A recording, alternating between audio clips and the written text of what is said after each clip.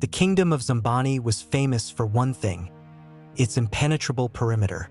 The entire kingdom was protected by a towering, fortified wall made of heavy stone and spiked timber, with only a single narrow passageway in and out. For generations, rival armies had tried to breach that wall and completely failed. But Zambani did not fall by external force. It fell by betrayal. Early one morning, the kingdom woke up to a brutal, unexpected attack. While the Zambani soldiers lay sleeping in their barracks, the heavy gates were secretly unbarred from the inside. Someone had compromised the single passageway in the dark. This allowed the massive army of Emperor Kaelo to sneak directly through the gates.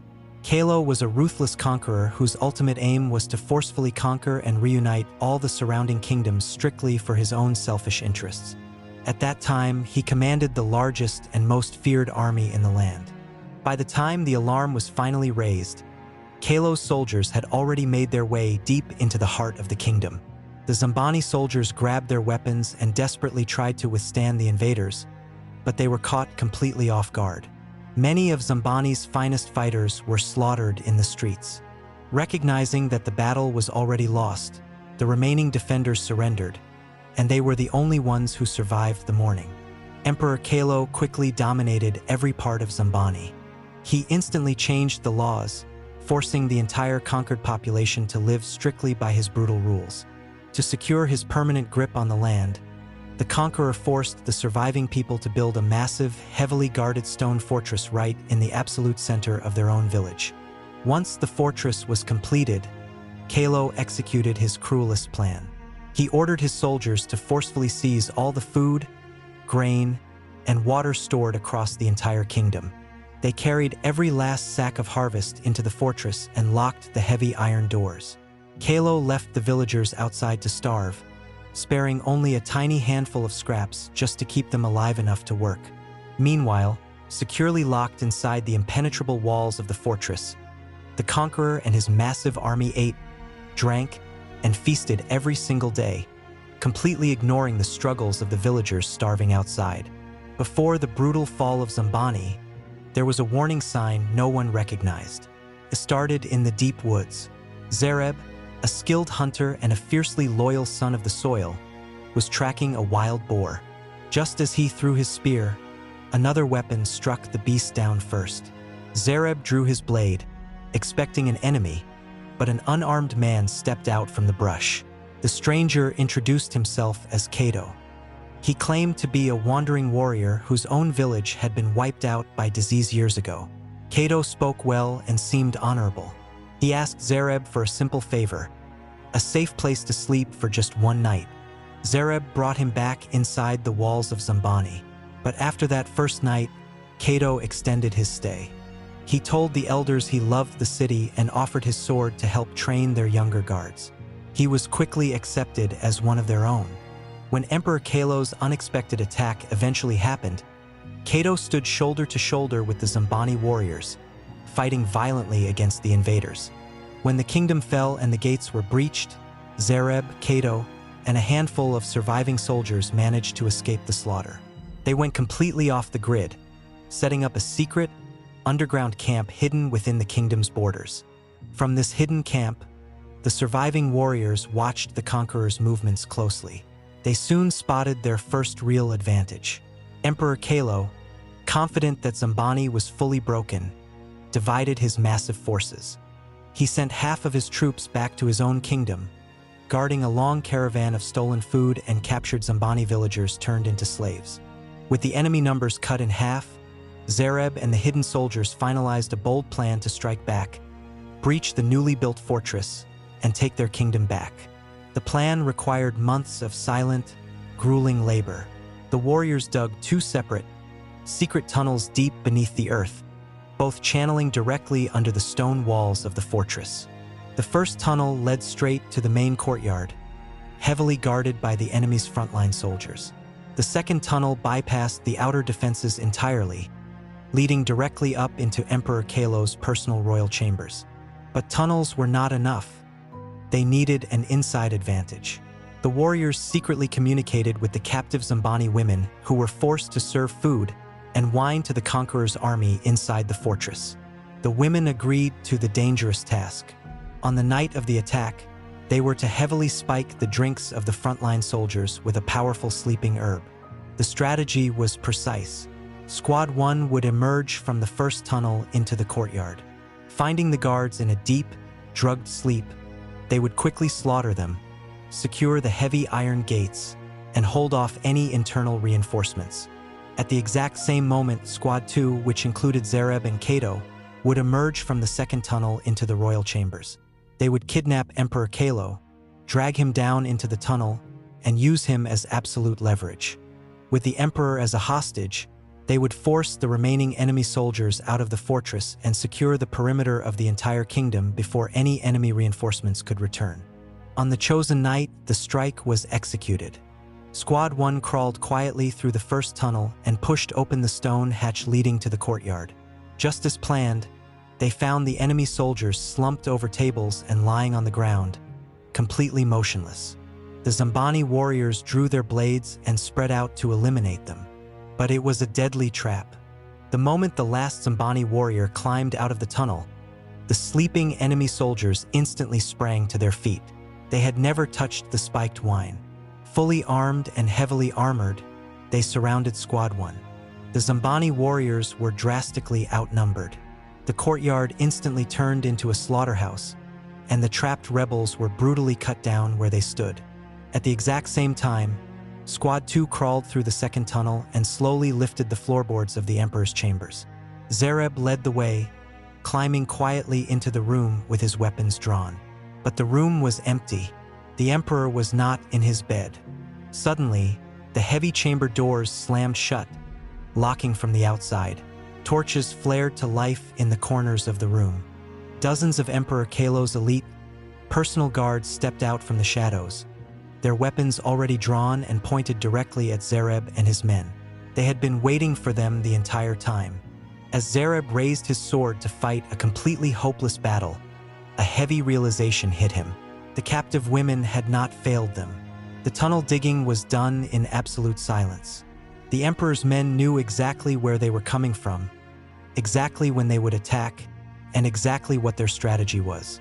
The Zambani rebellion had been compromised from the very beginning. Someone inside their secret, hidden camp had sold them out. Someone they trusted had snitched. But who? As Zareb and his brothers-in-arms stood completely surrounded in the Emperor's chambers, the enemy captain stepped forward. He did not look at Zareb. Instead, he looked directly at Kato and smiled. "Your service is complete, Kato," the captain said. In that single moment, a harsh, sickening realization hit Zareb. Kato was never a wandering warrior whose village was destroyed. He was a highly trained spy sent by Emperor Kaelo. It was Kato who had secretly studied their defenses from the day he was let through the gates. It was Kato who had spiked the drinks of the Zambani guards on the night of the original invasion, leaving the gates wide open for Kaelo's army to sneak in. And it was Kato who had snitched on their underground rebellion. The captive women had been caught and executed before they could even touch the enemy's wine. But Kato had done one strange thing.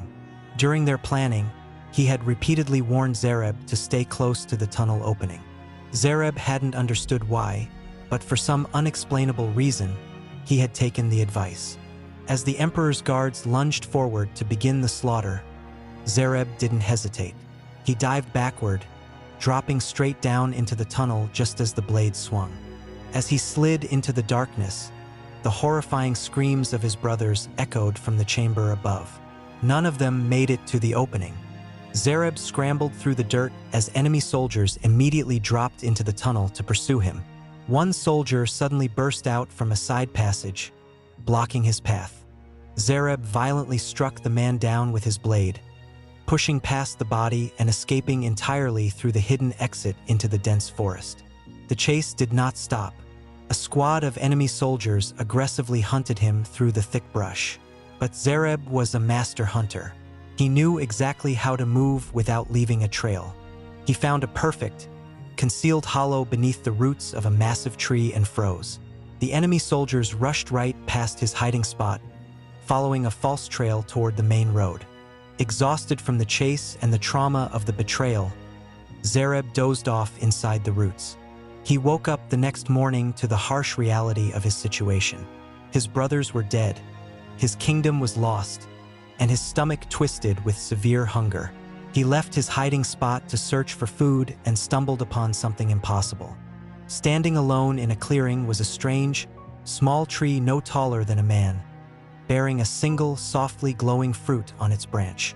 What shocked him was the ground beneath it. A massive, swirling river of millions of deadly Siafu ants circled the tree, yet not a single ant touched the fruit. Driven by pure starvation, Zareb reached over the swarm, plucked the glowing fruit, and took a bite. A strange, violent rush of heat hit his chest. He instantly passed out. When Zareb opened his eyes, he was gripped by pure terror. The ordinary blades of grass he used to step on now towered over him like massive timber trees. Pebble looked like a mountain, but the most terrifying sight was the Siafu ants. The tiny insects that had been marching on the ground were now exactly his size, standing before him like armored beasts. The fruit had magically shrunk his physical body down to the size of a pebble. As he stood frozen in shock, the massive queen of the Siafu stepped forward. She did not attack. Instead, a voice echoed in Zareb's mind, telling him not to be afraid. The queen revealed that the Siafu were not just insects. They were the reincarnated spirits of his ancient ancestors, watching over the land. They had seen the betrayal and the suffering of Zambani. The queen assured Zareb that he was safe. By eating the sacred fruit, he had been granted two impossible gifts. First, absolute control over his own physical size. He could shrink to the size of a pebble or grow back to the size of a man simply by willing it. Second, he now possessed the telepathic ability to command billions of Siafu soldier ants. The queen declared that he had been chosen to liberate his people, and the ants would be his unstoppable army. Testing his new reality, Zareb simply wished to return to his normal size. In the blink of an eye, his body shot upward, expanding instantly back to his human form. Just as he grew back, the brush rustled. 3 of the enemy soldiers who had been hunting him stepped into the clearing. Spotting Zareb, they drew their heavy swords and rushed him. Zareb did not reach for his weapon. He simply raised his hands. On his silent command, the dirt beneath the soldiers' feet violently erupted. Millions of Siafu soldiers surged up their legs and covered their entire bodies in seconds. The scene instantly descended into pure chaos. The enemy warriors dropped their swords in panic, violently scratching at their armor and clashing into each other as the excruciating, bone-deep bites of the ants tore into their flesh. Within moments, all 3 men collapsed into the dirt, completely incapacitated by the pain. Zareb looked at his hands, realizing the absolute power he now held. Without a word, he turned his back to the forest and began the journey back to Zambani. Zareb arrived back at the borders of Zambani in no time, but seeing his people weak and starving outside the fortress, he knew that launching a direct attack immediately would only cause more suffering. He prioritized their hunger over his revenge. He needed a plan to feed them first. Using his newfound power, Zareb shrank his body down to the exact size of a Siafu ant. This gave him the ultimate tactical advantage. He simply walked right under the heavy iron gates of the impenetrable fortress, completely unnoticed by the heavily armed guards. For days, he roamed the halls unseen. He memorized the enemy soldier formations, mapped out the hidden routes, and gathered critical intelligence on Emperor Kaelo's daily movements. Eventually, Zareb located the massive royal storehouse where all the stolen food and harvest of Zambani had been hoarded. He knew that if he caused chaos inside the fortress right now, the food might be burned or destroyed in the battle. So he executed a silent heist. Standing tiny among the massive sacks of grain, Zareb sent out a telepathic command. Billions of Siafu ants answered his call. They breached the fortress through microscopic cracks in the stone walls that no human eye could see. Zareb ordered the ants to enter the sacks, carry out the grains of food piece by piece, and replace every stolen grain with a single grain of sand to keep the sacks looking full and heavy. The endless, invisible lines of ants worked tirelessly. They transported the massive food supply out of the fortress through the tiny cracks and delivered it to a secret underground storage Zareb had established in the forest. Zareb revealed himself only to the trusted elders of Zambani, showing them the hidden supply. Every night, the elders secretly distributed the food to every citizen. While the emperor thought he was starving them into submission, the people of Zambani were secretly eating to their satisfaction and regaining their strength. Inside the fortress, the enemy remained completely clueless until one fateful morning. The emperor's storekeeper opened the heavy doors of the storehouse to prepare another large batch of grain to be transported back to Kaelo's home kingdom. As the workers began moving the supplies, one of the heavy sacks slipped from a guard's hands and crashed onto the stone floor. The sack burst open, but instead of grain, nothing but worthless sand poured out onto the floor. The storekeeper froze. Frantic, he ordered the guards to slash open the other bags. They cut bag after bag, only to realize that every single sack in the massive storehouse was filled entirely with sand. Panic immediately erupted among the enemy soldiers. The iron doors had never been breached. The locks were perfectly intact. They knew there was absolutely no physical possibility for any human to transport that massive amount of grain and replace it with sand without being caught. Terrified, the soldiers and the storekeeper began shouting that the fortress was cursed, believing they were under the attack of a powerful witch or wizard. When the information of the missing grain reached Emperor Kaelo, who had just returned to Zambani to enforce his rule, he was furious. He immediately sent his heavily armed soldiers to forcefully drag the entire population of Zambani into the fortress courtyard. Standing safely behind his elite guards, the emperor demanded to know which witch or wizard had stolen his supplies. The people murmured in confusion. Only a few elders knew what was happening. Kaelo shouted a final threat. If the culprit did not reveal themselves immediately, he would eliminate every single person in the courtyard.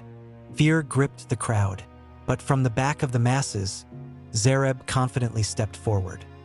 He looked directly at the emperor and loudly announced that it was him. The emperor was insulted that a simple scout was challenging him. He furiously ordered his elite soldiers to seize Zareb.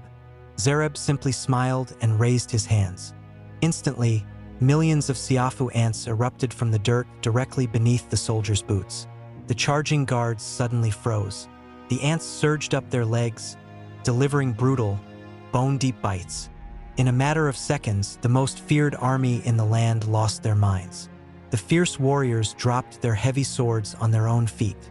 They began doing a chaotic, panic dance, slapping their own bodies, tearing off their heavy iron armor, and screaming in high-pitched voices.